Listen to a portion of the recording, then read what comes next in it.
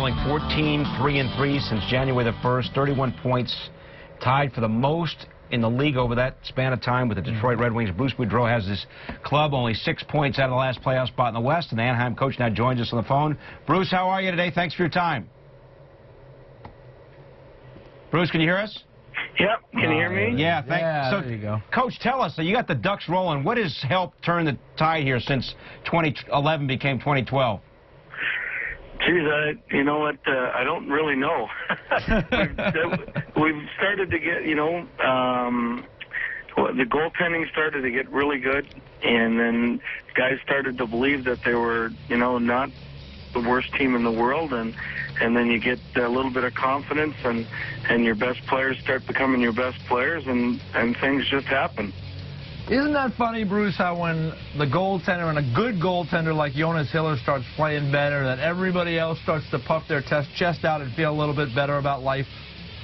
Well, exactly, and you know what happens is you probably make the same mistakes that you always made, but he's there to stop them, and so the mistakes don't get noticed. And he's been there to make an awful lot of great saves at real opportune times. 2 nights ago, Minnesota had us down 1-0, and he made 2 or 3 10-bell saves to keep it at 1-0 until we eventually scored. Last night, again, Pittsburgh had us 1-0, and then Malkin comes down. He doesn't give him nothing. He hits the crossbar.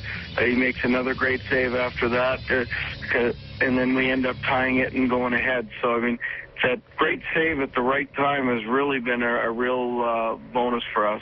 Bruce, take us back to late November. George McPhee calls, says he wants to make a change, and literally in the snap of the finger, you're on the way and back working with Anaheim. What was that like for you? Well, it certainly was a whirlwind. I was sitting at home moping like we usually do when we get fired, and thinking the world is against you, and then 3 hours later I get a phone call from George, and I'm sitting there going, geez, I wonder what George wants. And he said to me, well, do you want to work in the NHL again? And I said, well, of course, George. And he said, well, would you like to work tomorrow? And I nearly fell off my chair. And he said, yeah, GM has just asked me if they could have permission to talk to you. And I said, great, I'd love to, have the crack at it. And that night I got a call from Bob Murray, and then the next day I was on a plane to Anaheim. Hey, Bruce, I know you're in the middle of this important 8-game road trip, but let me ask you, how you liking life out in sunny Southern California there? I mean, you're a guy that's made for the Hollywood area. I mean, are you liking it so far? Have you had any time to kind of get your feet wet a little bit in that area, or have you been too busy coaching? You know what? It's been really busy, Jay.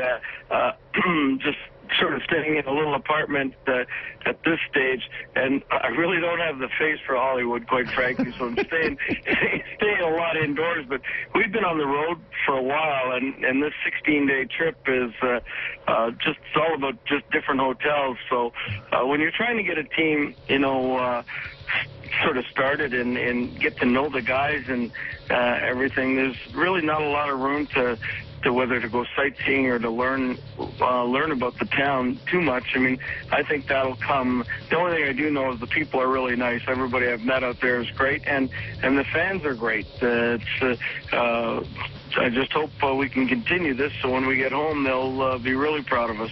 Hey, Bruce, you said, you're trying to learn the different players you have there, and you have some real elite guys on your team. Is there one thing that stood out about any of these guys that you didn't know? Because obviously you didn't know a Getzlaf or a Perry or maybe even a Solani that well. Anything that stands out in terms of something you didn't know about one or two of these guys?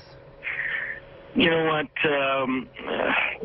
Well, I didn't know anything about them, but you could certainly tell that they've won before. I mean, that's probably the greatest aspect of them, the way they carry themselves in whether it's a big game or it's the night after a game, and when they're at the rink, they've won before, and they want to win, and things weren't going well for whatever reason, and but they prepare themselves to be great hockey players, and that's something I've really noticed about the 5 or 6 what I think are elite players that we have on our team. Hey, Bruce, we'll leave it there. Thanks so much for your time.